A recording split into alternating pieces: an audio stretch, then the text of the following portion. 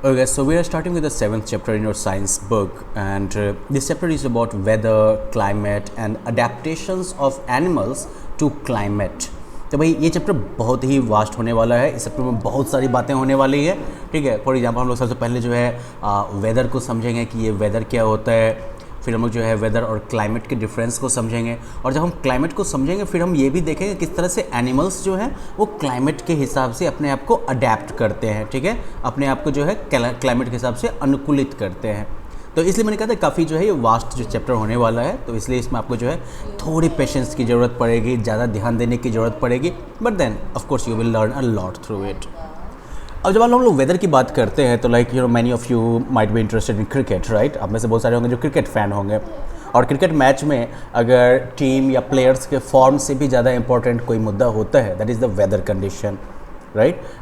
चाहे ये अभी जैसे इंग्लैंड में ही मैचेस चल रहे हैं तो एक डर हमेशा रहेगा कि पता नहीं किस दिन बारिश हो जाए। अगर बादल लगा रहेगा तो बादल लगे कंडीशन में बॉल जो है स्विंग ज़्यादा होगी, बारिश हो जाने के बाद जो है फिर जो है बॉल बारिश होने के बाद हो सकता है कि स्विंग घट जाए, क्योंकि बॉल गीली होने के बाद जो है उसकी चमक ख़राब हो जाती है। तो वेदर एक रोल प्ले करता है कि नहीं। शादी वगैरह ही होते हैं आपके यहाँ, फंक्शन वगैरह ही होते हैं, बारिश का टाइम है, बारिश की संभावना है तो वाटरप्रूफ पंडाल लगा लो भाई।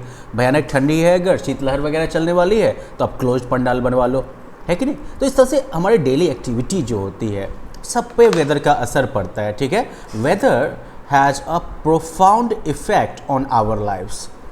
वेदर का जो है ज़बरदस्त प्रभाव होता है हमारे जीवन पर। Hence there are daily reports of weather on the television, radio and in newspaper, right. और इसलिए जो है वेदर पर जो है वेदर के बारे में जो है टेलीविज़न, रेडियो, न्यूज़पेपर सब में डेली जो है रिपोर्ट हुआ करता है। अब अगर मान लो कि आप जब हिल स्टेशन जाते हो तो उस समय में जो है आपको ठंडा कपड़ा, ऊनी कपड़ा लेके जाने के लिए कहा जाता है ना। You are asked to carry woollen clothes. क्यों? Because the climate on the hill station is always cold, क्योंकि हिल स्टेशंस का जो क्लाइमेट होता है वो हमेशा ठंडा होता है। दूसरी तरफ you did not carry woollen clothes if you are going to coastal areas like Goa and Mumbai, right. आपको जो है ऊनी कपड़ा ढोने की ज़रूरत नहीं है अगर आप कोस्टल एरियाज में जा रहे हैं, गोवा और मुंबई जैसे कोस्टल एरियाज में जा रहे हैं, because the climate there is not cold, क्योंकि वहाँ का क्लाइमेट जो है वो ठंडा नहीं है, राइट। तो अब यहाँ पर जो हम वेदर की बात कर रहे हैं, क्लाइमेट की बात कर रहे हैं, दो वर्ड आ गए ना, तो हम लोग इसके बारे में डिफरेंस समझेंगे कि वेदर और क्लाइमेट में फ़र्क क्या होता है। तो हम लोग जो है वेदर और क्लाइमेट के फ़र्क को तो समझेंगे, लेकिन इस फ़र्क को समझने से पहले जो है हम लोग वेदर और क्लाइमेट दोनों को जो है सेपरेटली स्टडी करेंगे, और जब हम इनको स्टडी करेंगे तभी हमें एक आइडिया भी आ जाएगा कि वेदर और क्लाइमेट में फ़र्क क्या होता है। वैसे एक बेसिक आपको बता दूँ कि क्लाइमेट जो है वो मोटा मोटी कई सालों का जो एवरेज जो रहा है कंडीशन मौसम का, वेदर का, उसके आधार पर आप जो है उस जगह का क्लाइमेट डिफाइन करते हैं। दूसरी तरफ वेदर जो है वो तो उसका मिजाज तो हर एक घंटे में बदल सकता है। जैसे हमारे यहाँ मान लो कि अभी अचानक से आसमान में बादल लग जाए, बारिश शुरू हो जाए, अचानक से हम क्या कहेंगे, it's like cloudy weather, it's rainy weather, right. और फिर जो है अचानक से बारिश खत्म हुई, बादल छट गए, ज़बरदस्त धूप निकल गई, now it's a sunny day, right. तो वेदर जो है बहुत तेज़ी में बदल सकता है, क्लाइमेट जो है वो तेज़ी में नहीं बदलता है। क्लाइमेट जो है वो लंबे समय के बाद ही क्लाइमेट में कोई परिवर्तन होता है। तो अभी हम लोग पहले वेदर के बारे में बात कर ले। वेदर के बारे में अगर हम बात करते हैं, मौसम के बारे में बात करते हैं, तो लाइक वेदर के बारे में आप लोगों ने जो है पेपर में भी पढ़ा होगा, आपने जो है वेदर के बारे में न्यूज़ चैनल्स वगैरह में भी देखा होगा। अब जैसे एक सैम्पल यहाँ पर वेदर दे दिया गया है कंडीशन कि मैक्सिमम टेम्परेचर जो है वो 36.5 डिग्री सेल्सियस होगा, और मिनिमम जो है वो 28.6 डिग्री सेल्सियस होगा। ये मैक्सिमम और मिनिमम का मतलब हो गया कि पूरे 24 आवर्स में मैक्सिमम टेम्परेचर यहाँ तक पहुँचेगा और मिनिमम टेम्परेचर यहाँ तक होगा। सूर्योदय मून राइज, चांद कितने बजे निकलेगी, चांद कितने बजे जो है डूबेगी, फिर सूर्योदय कितने बजे होगा और सूर्यास्त कितने बजे होगा। तो ये सारा टाइम आपको दे दिया गया।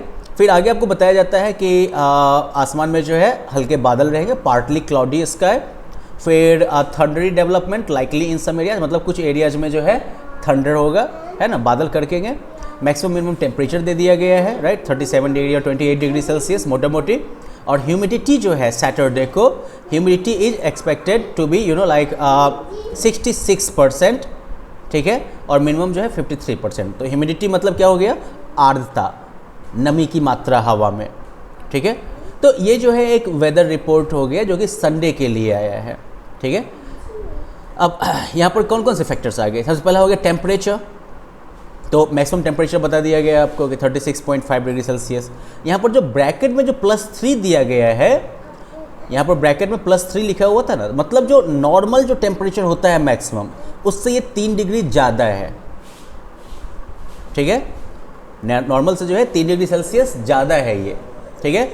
सिमिलरली ये जो 28.6% दिया हुआ है, इसमें भी ब्रैकेट में 2 दिया हुआ है, तो मतलब मिनिमम टेम्परेचर भी जो है वो नॉर्मल से जो नॉर्मल जो मिनिमम टेम्परेचर होता है उससे जो है ये 2 डिग्री सेल्सियस ज़्यादा है, ठीक है। तो +3 और +2 मतलब क्या हो गया कि मैक्सिमम टेम्परेचर भी नॉर्मल से 3 डिग्री सेल्सियस ज़्यादा है और मिनिमम टेम्परेचर भी जो है वो नॉर्मल से 2 डिग्री सेल्सियस ज़्यादा है। आगे जो है मून राइज और मून सेट का टाइम दिया गया है कि चांद जो है वो 4:45 PM में जो है संडे को इसका उदय होगा और मंडे को जो है 3:03 पर जो है इसका मंडे की सुबह में जो है अस्त हो जाएगा। सनराइज़ का दिया हुआ है कि संडे को जो है 7:11 PM सूर्यास्त होगा और मंडे को जो है 5:44 AM में जो है सूर्योदय होगा, राइट। आगे जो है हमें ह्यूमिडिटी का दिया गया है कि मॉइस्चर का क्या लेवल होगा, राइट, कि 24 आवर्स में जो है 66 था हाईएस्ट मैक्सिमम और मिनिमम ह्यूमिडिटी जो है वो 53% है। रिमेंबर 66 या 53 ह्यूमिडिटी से क्या फ़र्क पड़ता है, तो हवा में जितनी आर्द्रता होगी उसी हिसाब से जो है उमस भी होती है। जैसे अभी के टाइम में क्या होता है कि अगर बारिश बंद हो जाए और हवा न चले तो बहुत ज़्यादा गर्मी लगती है ना, रीज़न यही है कि हवा में जो है ह्यूमिडिटी ज़्यादा होने की वजह से जो है टेम्परेचर ज़्यादा फील होता है, ठीक है। तो ये ह्यूमिडिटी, तो वेदर फोरकास्ट जब आपको बताया जाता है तो इसमें क्या सब चीज़ बता दिया गया, बादल रहेंगे कि नहीं रहेंगे, टेम्परेचर कैसा रहेगा, राइट, ये सारी चीज़ें, सनसेट क्या होगा, सनराइज़ क्या होगा, मून राइज कब होगा, मून सेट कब होगा, ये सारी इन्फॉर्मेशन जो है वो वेदर रिपोर्ट में होती हैं, ठीक है। तो जो एक एटमॉस्फेरिक कंडीशन हो गया, the atmospheric conditions on a particular day at a place with respect to the temperature, humidity, rainfall, speed and direction of wind, etc. it's called the weather at that place on that day. Okay?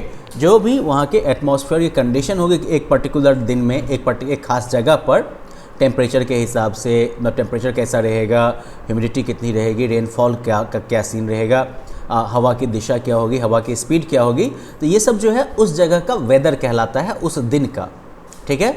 और जो ये temperature, humidity और बाकी जो factors हैं जैसे कि rainfall या फिर डायरेक्शन ऑफ विंड, ये सारे जो है एलिमेंट्स ऑफ वेदर कहलाते हैं, ठीक है।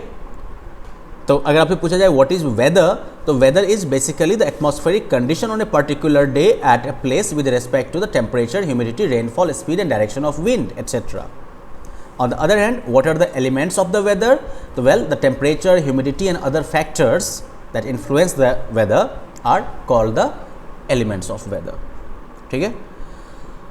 इंडिया में जो है वेदर रिपोर्ट्स जो है वो मेट्रोलॉजिस्ट जो होते हैं उनके द्वारा तैयार किया जाता है, जो कि Indian meteorological department of government of India के अंदर काम करते हैं, ठीक है। और वो जो है बहुत सारी अलग अलग इंस्ट्रूमेंट्स का यूज करके जो है temperature, air pressure, wind speed, wind direction, humidity, cloud formation इत्यादि के आधार पर जो है वेदर का फोरकास्ट करते हैं। अब बात हम लोग जो है एक चीज़ के बारे में और करने वाले हैं, चूँकि हम लोगों ने देखा ना कि लाइक सनराइज और सनसेट का टाइम जो दिया रहता है, इनफैक्ट सन जो है ये वेदर के चेंज का सबसे बड़ा एक फैक्टर है, ये जो है एक मेजर कह सकते हो कि एलिमेंट है आपका। रीज़न ये है कि जितने भी वेदर के चेंजेस होते हैं ये इन सब के लिए कहीं ना कहीं सन जो है वो रिस्पॉन्सिबल होता है। जैसे यहाँ पर देख लो, सूरज की वजह से गर्मी हो गई, राइट। सूरज जो है वही जो है पानी का वाष्पीकरण करवाता है, जिसकी वजह से जो पानी भाप बन के ऊपर गया, क्लाउड बन गया वो, राइट। फिर वही क्लाउड जो है वो इकट्ठा होकर बारिश करवाया। सारा खेला किसने किया? सूरज ने किया। अगर सूरज ने पानी को भाप बना के उड़ाया ही नहीं होता तो फिर इतनी कहानी नहीं होती ना। अब सन है क्या? तो सन जो है, sun is a huge sphere of hot gases at very high temperature and it is the source of all heat and light on the earth. सूरज जो है वो गैसेस का बहुत बड़ा गोला है जिसका कि काफ़ी ज़्यादा टेम्परेचर है, और ये जो है अर्थ पर जो है हीट और लाइट का, मतलब कि गर्मी और रोशनी का जो है ये सोर्स है, राइट। इसी से आपको हम लोग को जो है सारी गर्मी जो अर्थ पर अवेलेबल है, राइट, वो सारी हीट और लाइट वो सन से आती है। अब होता क्या है कि the heat of the sun absorbed and reflected by the earth surface, oceans and the atmosphere, okay. अब जो सूरज की जो गर्मी होती है वो जो है अर्थ के सरफेस के द्वारा, ओशंस के द्वारा और एटमॉस्फेयर के द्वारा जो है एब्जॉर्ब की जाती है और रिफ्लेक्ट की जाती है। तो ये जो फैक्टर है ये जो है इंपॉर्टेंट रोल प्ले करता है किसी जगह के टेम्परेचर को डिटरमिन करने में, right. It plays an important role in determining the temperature at any place. Now if the temperature of air around us on a particular day is high, we say that the weather is hot. अगर हमारे आसपास की हवा का temperature अगर ज़्यादा होता है तो हम उस दिन कहते हैं कि आज जो है मौसम गर्म है। क्योंकि देखो हवा कैसे गर्म होती है पता है, सूरज की रोशनी आई, अर्थ के सरफेस पर आई, अर्थ के सरफेस ने उसको एब्जॉर्ब कर लिया, सोखा, फिर वो गर्मी धीरे धीरे जो है रिलीज होती है। हवा जो सरफेस के संपर्क में आएगी ना वो हवा गर्म होगी, वो हवा ऊपर उठेगी, फिर थोड़ी ठंडी हवा जो है वो नीचे सरफेस के संपर्क में आएगी, वो भी गर्म हो जाएगी। तो इस तरह से ग्राउंड ने या सरफेस ने जितनी गर्मी एब्जॉर्ब कर रखी है वही गर्मी जो है वो क्या करेगी, वो धीरे धीरे अपने आसपास के हवा के टेम्परेचर को जो है बढ़ाती जाएगी। और जितना हवा का टेम्परेचर बढ़ता जाएगा उतना ज़्यादा हम क्या बोलेंगे कि मौसम आज इतना गर्म है। और अगर मान लो कि हवा का टेम्परेचर कम है किसी खास दिन पे तो हम बोलेंगे कि वेदर जो है वो ठंडा है, कोल्ड है। दूसरा चीज़ क्या होता है कि जो हीट ऑफ द सन जो है, सूरज की गर्मी जो है, it causes the water from the surface of oceans and land to evaporate to form water vapour. Okay, सूरज की गर्मी जो होती है वही जो है समुद्र की सतह या ज़मीन पर से जो पानी मौजूद है उसको जो है वाटर वेपर बना के उड़ाती है। Now the water vapour rises high up in the atmosphere, gets cooled, condenses and forms cloud. Water vapour जो होता है, पानी का भाप जो होता है, वो एटमॉस्फेयर में ऊपर उठता है, फिर ठंडा होता है, फिर ये जो है संघनित होता है, कंडेंस होता है, थोड़ा आपस में जो है चिपकता है, जमता है, और फिर ये जो ये क्लाउड्स बनाता है। Now if there is a lot of water vapor or moisture in the air, we say that the weather is humid. अगर हमारे आसपास की हवा में अगर ढेर सारा वाटर वेपर मौजूद है तो हम कहते हैं कि वेदर जो है वो ह्यूमिड है। ठीक है, आगे हमने क्या देखा, आगे हम क्या जानते हैं कि देखो सन जो है, sun heats up the earth surface, right. Sun की जो सूरज की गर्मी जो है वो अर्थ के सरफेस को गर्म करती है। And the hot surface of the earth heats the air near it. और जो अर्थ का गर्म सरफेस जो होता है वो इसके पास की हवा को गर्म करता है। वही प्रोसेस मैंने आपको बताया था। अब ये जो हॉट एयर होता है ये ऊपर की तरफ उठता है, क्योंकि कोई भी चीज़ जब गर्म होती है ना तो उसका वजन घटता है। हवा जब गर्म होती है इसका वजन घटता है। तो जैसे ही सरफेस के पास की हवा जो है वो गर्म होगी तो उसका जो टेम्परेचर उसका वेट जो होगा वो घटेगा। ठीक है, तो गर्म हवा जो है क्या होगी, ऊपर की तरफ उठेगी। ठीक है, इट राइजेस अप। तो अगर हवा ऊपर की तरफ चली गई तो मतलब क्या हो जाएगा, सरफेस के पास हवा की कमी हो गई, ये जो है लो प्रेशर वाला एरिया हो गया।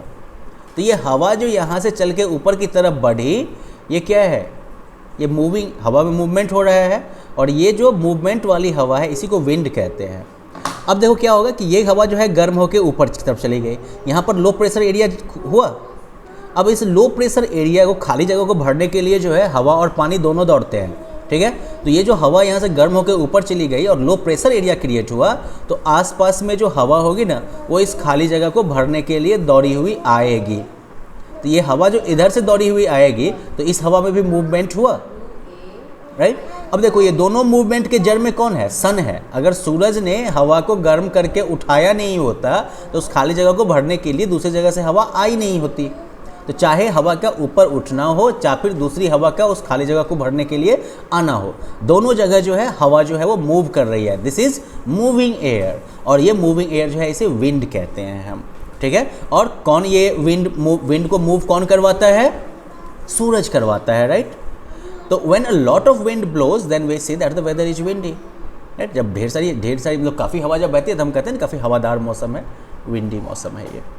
तो ऊपर के डिस्कशन से हम लोग एक चीज़ तो देखते हैं कि सूरज जो है वो गर्म वेदर के लिए रिस्पॉन्सिबल है, ठंडे वेदर के लिए रिस्पॉन्सिबल है, वो जो है ह्यूमिड वेदर के लिए रिस्पॉन्सिबल है, वो जो है रेनी वेदर के लिए रिस्पॉन्सिबल है, वो जो है विंडी वेदर के लिए भी रिस्पॉन्सिबल है। तो मतलब मोटा मोटी क्या हो गया, all the changes in the weather are caused by the sun. जो भी चेंज हो रहा है वेदर में उस सब के लिए कौन जिम्मेदार है, सूरज है। ठीक है, तो कभी अगर मौसम आपको ज़्यादा पसंद ना आए तो आप जो है सूरज से झगड़ा कर सकते हैं। Give it a try. Well let's take a break here. अगले लेसन में हम लोग जो है फिर एलिमेंट्स ऑफ वेदर के बारे में बात करने वाले हैं। And well this is going to be very informative session as well. तो मिलते हैं अगले लेसन में फिर। Bye bye.